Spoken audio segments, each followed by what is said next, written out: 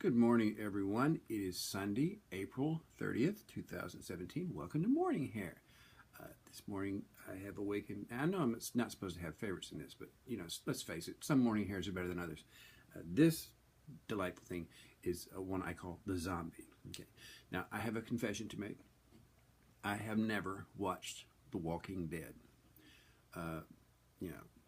Movies about zombies. Hey, when you've watched the school buses unload on Monday morning and the kids come slouching off the bus and others are English, zombies just sort of lose their terror when you face that, and when you have to think, hey, I'm responsible for teaching those monsters and they got to learn or I'll lose my job. So I don't watch The Walking Dead. Zombieland was supposed to be a good movie. I've not seen it yet though, but I worry about zombies because sometimes I get the feeling that all of reality is like a poorly written script, okay? That we're like some hyper-dimensional movie, some form of entertainment for people, because I'll see things and I'll think, that sounds oddly and strangely familiar. Did you know that Billy Ray Cyrus is now going to be known as the artist formerly known as Billy Ray Cyrus? He's going by the name Cyrus. Does this not seem oddly familiar? So familiar, you think that's the kind of thing a bad scriptwriter would forget about that he'd done before and do it again. So maybe it's just me. The Chinese billionaire Jack Hua had made a prediction not long ago that I'm afraid is going to come true, and this may be why we're so interested in zombies now in The Walking Dead.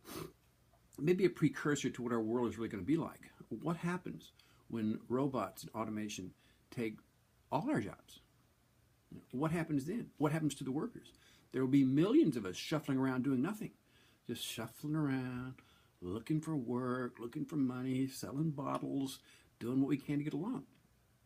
And he said this is going to happen. What happens when CEOs are robots? What happens when a CEO, a robot of a pharmaceutical company says or comes to the conclusion that this particular company can make an extensive profit with a pain reliever? Let's develop the pain reliever first, make sure it works, and then we'll develop the pain and release it on the population.